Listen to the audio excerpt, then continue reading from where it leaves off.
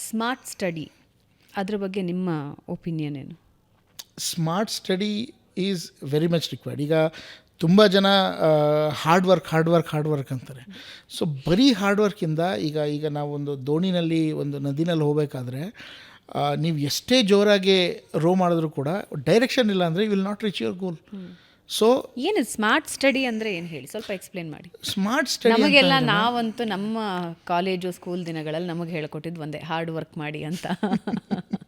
ನಮಗೆ ಆಗ smart work ಸ್ವಲ್ಪ ಕಮ್ಮಿ ಗೊತ್ತಿತ್ತು, ಬಟ್ ಈಗಿನ ಮಕ್ಕಳಿಗೆ ಜಾಸ್ತಿ ಗೊತ್ತಿದೆ ಅಂತ ನನಗೆ ಅನ್ನಿಸ್ತಾ ಇದೆ. ಸ್ಟಿಲ್ ನಾನು ಕೇಳ್ತಾ ಇದ್ದೀನಿ, ಸ್ಮಾರ್ಟ್ ವರ್ಕ್ ಅಥವಾ ಸ್ಮಾರ್ಟ್ ಸ್ಟಡಿ ಅಂದರೆ ಏನು, ಹೇಗೆ? ಓಕೆ ಮ್ಯಾಮ್, ಹಾರ್ಡ್ ವರ್ಕ್ ಅಂತ ಅಂದರೆ ನೀವು ಒಂದು ಸಬ್ಜೆಕ್ಟ್ನ ಅರ್ಥ ಮಾಡ್ಕೊಳ್ಳೋಕ್ಕೆ ಅದನ್ನು ಕೂತ್ಕೊಂಡು just you mug up the things and ಅದು ಏನೇ ಬೇಸ್ ಇಲ್ದೇ ಸುಮ್ಮನೆ ಓದ್ಕೊಂಡು ಹೋಗೋದು. Okay, just do without anything.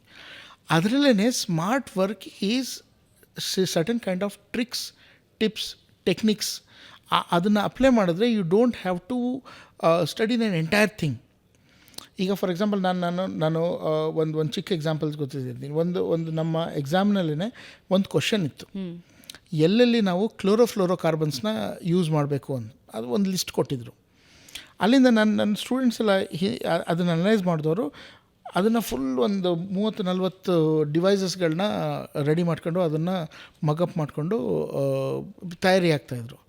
But ಅಲ್ಲಿ ಒಂದು ಟೆಕ್ನಿಕ್ ಏನಿದೆ ಅಂದರೆ, ಎಲ್ಲೆಲ್ಲಿ ಪ್ರೆಷರ್ ಬೇಕಾಗುತ್ತೋ ಅಲ್ಲಲ್ಲಿ ವಿ ಯೂಸ್ CFC ಅನ್ನೋದೊಂದು ಟೆಕ್ನಿಕ್.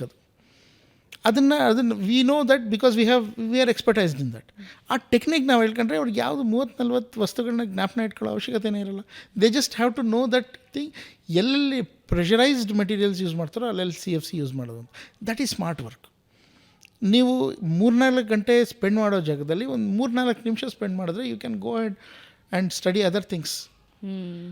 ನಾನು ವಿದ್ಯಾರ್ಥಿ ಆಗಿದ್ದಾಗ ನನಗೊಂದು ಸಮಸ್ಯೆ ಯಾವಾಗಲೂ ಕಾಡೋದು, ಈ ಡೇಟ್ಗಳನ್ನು ನೆನ್ಪಿಟ್ಕೊಳ್ಳೋದು. ಇತಿಹಾಸದಲ್ಲಿ ಹಿಸ್ಟ್ರಿ ಹೆಂಗೆ ನೆನ್ಪಿಟ್ಕೊಳ್ಳೋದು, ಮ್ಯಾಥ್ಸ್ ಹೆಂಗೆ ನೆನ್ಪಿಟ್ಕೊಳ್ಳೋದು, ಸೈನ್ಸ್ ಹೇಗೆ ನೆನ್ಪಿಟ್ಕೊಳ್ಳೋದು ಅಂತಿರುತ್ತೆ.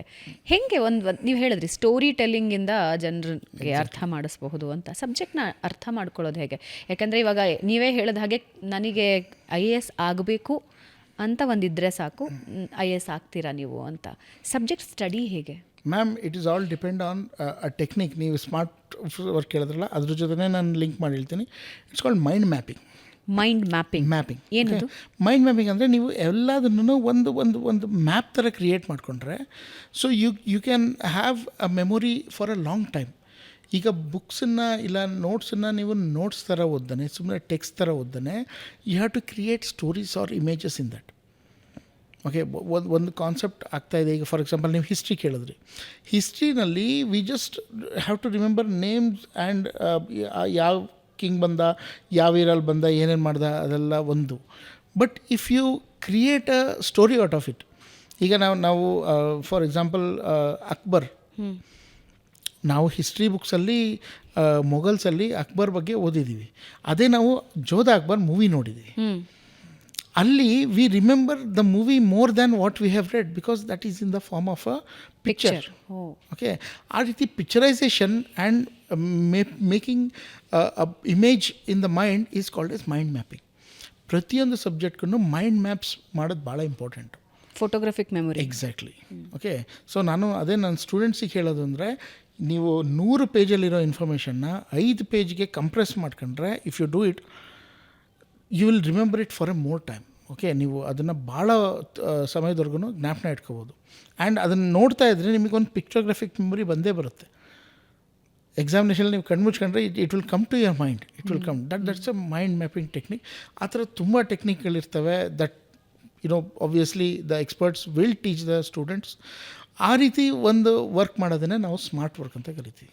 ಓಕೆ, ಅದರಲ್ಲಿ ನಿಮ್ಮ number of hours you put in your work ಕಮ್ಮಿ ಆಗುತ್ತೆ ಆ್ಯಂಡ್ ನಿಮ್ಮ ಎಫರ್ಟ್ ಕಮ್ಮಿ ಆಗುತ್ತೆ.